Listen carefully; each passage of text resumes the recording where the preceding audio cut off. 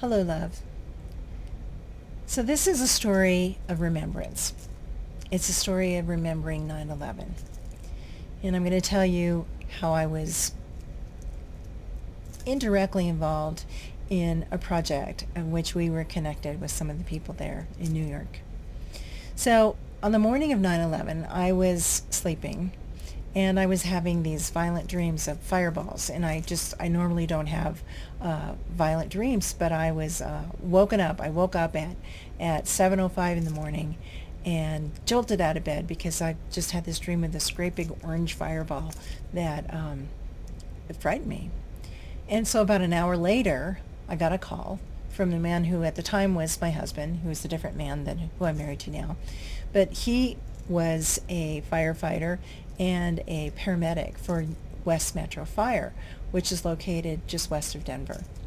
And he said, the United States is under attack. And he told me what was going on. And so I realized that at 7:05 when I jolted out of bed, that was exactly the same time that the second plane hit the second tower. And I have dreams like that sometimes where I'm aware of what's going on in somewhere else in the world at that particular time. Things are happening that are of a great energy. So that day, like most people, I was just in tears and just so saddened by what had happened. And I went to bed that night and I had another dream, another vision to connect West Metro Fire with New York Fire. And so a couple of days later, I went to a friend of mine who was someone I grew up with, who happened to be a district chief of West Metro Fire, and his name is Mike. And I said, hey, Mike, I've got this idea to connect the two departments. He said, let me make a phone call. So he called a friend of his by the name of George, and George happened to be a former chief of West Metro Fire. He also happened to be a former New York firefighter before he lived in the Denver area. And so George then called his best friend, whose name is Ken.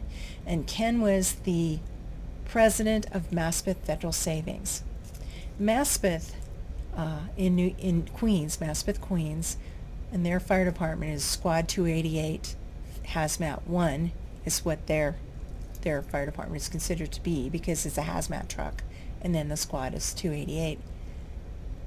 They lost every single man that went that day. They lost more people at 9/11 than any other fire department in New York. And so we connected immediately, doing something for the families, these 19 families, and then there was one other firefighter that lost his life afterwards. So we sent, every single month, we sent gifts from some of the women at West Metro Fire who made wonderful gifts for these people. I hand-painted bags, so each month would be a different bag, a gift bag for these 20 families, plus two more that we sent for Mike in the bank. There's a man named Mike at the bank who was my liaison, and also for Fred, who was he was a retired firefighter with New York Fire there at Maspeth, and he was the person who delivered all of these gifts to all the families who lived in 5 different boroughs there in New York. So he had a lot of work to do. So we did that project. Our plan was to do it for 2 years, but after about a year and a half, they said, please don't send us anything anymore.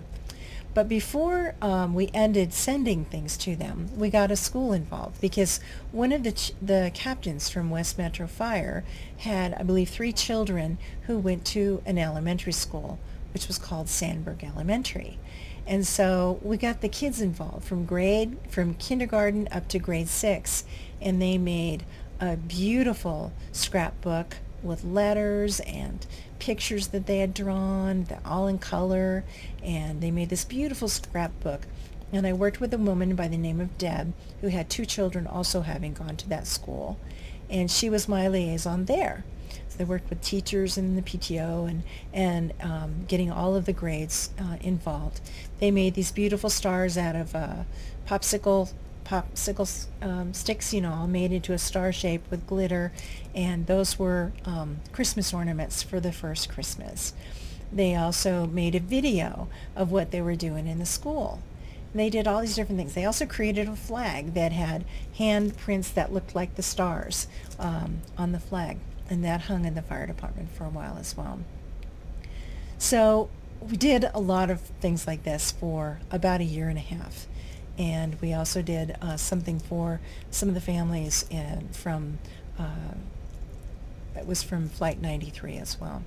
But by that time, everyone's saying, please just let us be. So we did. So we had some money left over because the kids had raised a lot of funds for all of the things that we were going to do for them. And so we had some money left over, so we ended up we had a bench made out of Colorado sandstone. And I'll tell you that story later.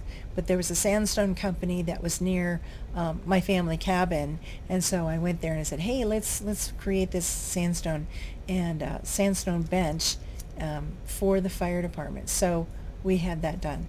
But the story of the bench is kind of fun and interesting as well. So I'll tell you that story tomorrow. But what I'm really trying to convey today is the living heroes, the people like Fred, who is the retired firefighter, and Mike and Ken from the bank, because every single year they still honor people at Memorial Day right there in their memorial park in New York, rather in Maspeth, Queens. And right where their memorial park is, you can look downtown to see where the towers would have stood.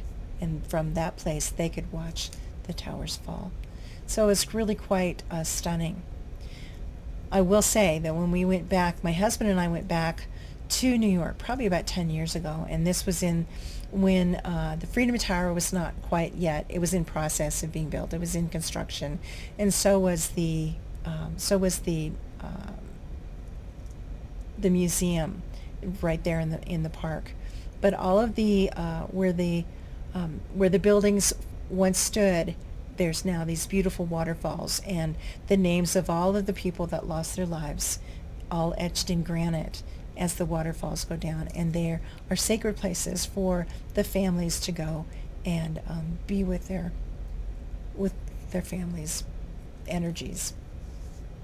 It's a sacred place. It's quiet. It's quiet there. Here's New York City, one of the busiest cities in all the world, and this park is just tremendously quiet and quite stunning to be there.